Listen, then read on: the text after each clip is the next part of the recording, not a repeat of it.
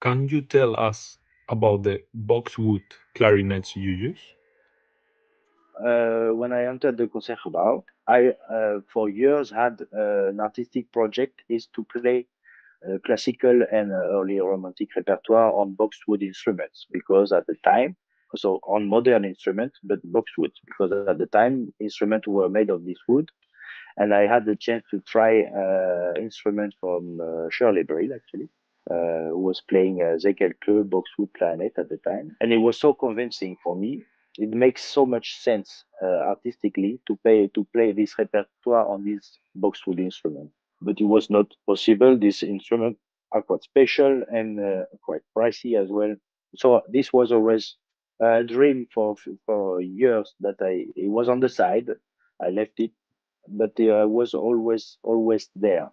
And when I entered the Concertgebouw, we have facilities to get instruments. So I picked the subject again and talked to my colleagues about it, and they were quite convinced.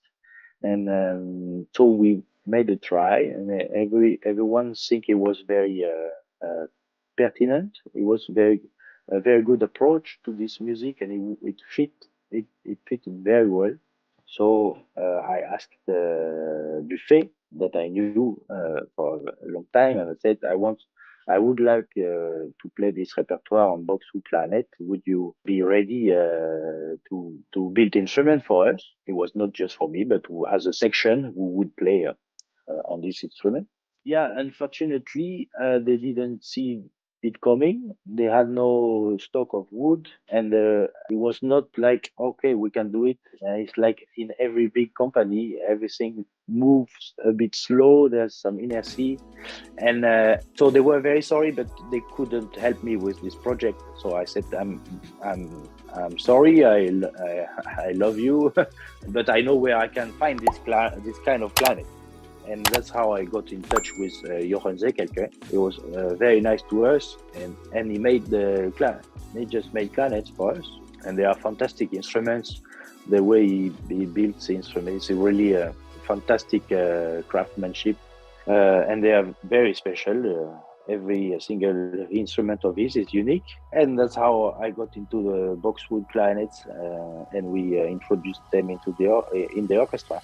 Later on, this moved a bit in the clarinet world and Buffet Crampon. There was a lot of blah blah blah and what is happening, and in the same time, everyone who listened to this clarinet in the orchestra was very convinced it was great. And of course, they are great instruments. So it made quite some waves in the Buffet Crampon company, and to the point that I will not tell the details because they eventually decided to make to build also boxwood planets, and now I play on these boxwood planets because I feel more at home because that's the kind of planet I've been playing for always, and I can go from one to another in the same concert according to the repertoire. So for me, it was always great, but not easy task to go from one normal ebony clarinet from Buffet and then a boxwood clarinet from Zekelke. It was I felt like a funambule always. So it was artistically great, but didn't make my life easy.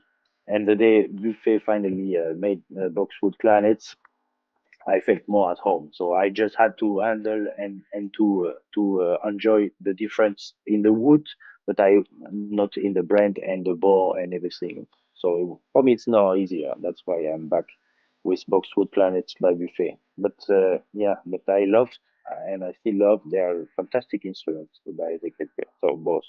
And the more they are, the better for everyone. Which concert will you never forget? Very lately, so I don't have to dig too far.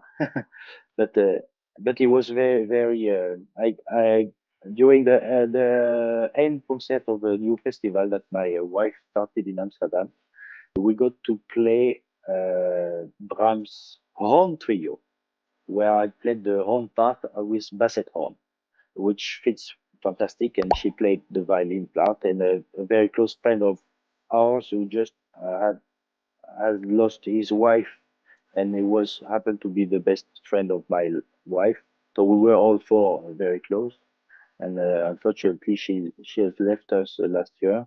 And that's the last piece they three played together as well.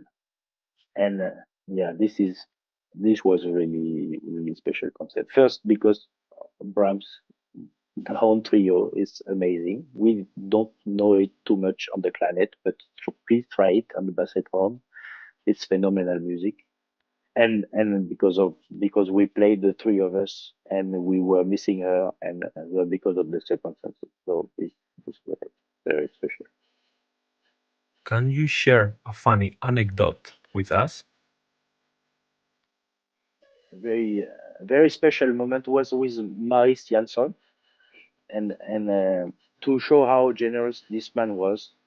So we played Beethoven's first piano concerto with Lars Vogt, and the second movement happens to be a very beautiful duet with the piano and the clarinet. And of course I cherish this part and we had a great time, great concert, a great chamber music playing with Lars together through the orchestra. And at the end of the concert, so they go back and they bow, both Lars and Maris, both of them. And Maris makes me stand. So great, I stand up and also bow to the audience. And then Maris said, "No, no, no, no, that's not enough. Like this, you know." He said, and then okay, I, I mean, I don't understand, but because I'm surprised, but no, he keeps on going. So he wanted me on stage in front of the stage, bowing for the audience with them. So I went. It was completely. It's not done and completely unusual and amazing. And what an honor to receive this and to be asked for Maris to come with them and to bow like I was the solist in front of the audience. And great. And we had three concerts like this. And the second concert, of course, you've experienced it the first day, so you say, now it's fine. And the concert goes on, and fantastic. And at the end, he asked again and again, and all three concerts like this. And yeah, this I will never forget.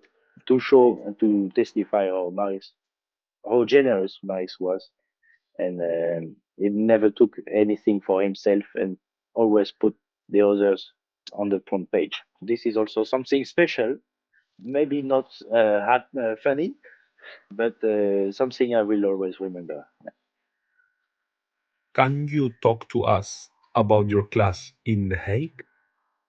Yeah, so I teach since almost 2 years, 1.5 year in the conservatoire in Den Haag, in The Hague, or Den Haag, yeah, in Dutch. I am very lucky to have students applying from all over the world. I can be extremely picky, so I get to choose the people I work with. It's a really privilege, and I feel very free with the conservatoire as long as I come and teach. I can do and come wherever I want, as long as the students are happy. I started with six, and this year I have two more. We're with eight, and I will lose five of them at the end of the season. Four are done with their second year master, so they will have their diploma, and one of them is entering the Paris Conservatoire Superior. So I'm very happy for her and very proud, of course. And yeah, that's a bit all with the Conservatoire. I have very nice clarinet colleague with Rick Hulms and Annelien van Gogh. Yeah, it's been a bit a weird time to start teaching there because it was during the pandemic, so it was very particular. But like we've all been through now, this was a general worldwide situation. But nevertheless, I only 1 month the conservatoire was closed. Otherwise, I went every week to teach because I think it's important to be there for your students and to help them and not only to help them but also yeah just to share with them and try to get further together. Any advice for the clarinetistas del futuro? Yes, a good advice. Be yourself. Be yourself. We like, and maybe this will round the circle I started with. We are all equal, and all our voices are worth to be heard. So you don't have to. You can, in this sense, you can be yourself. You don't have to imitate this one or this one or this one because it's great. And yes, he's great because he's himself. He's doing what he does, his own personality. So maybe his personality is introvert or completely eccentric, but it's him, 100% him. And we shouldn't try. Nobody should try to copy this. You can be inspired by this, of course, inspired, but don't try to make the same because your voice is more important than you trying to do the same. Your voice is great no matter what because it's true, it's yours. Be yourself.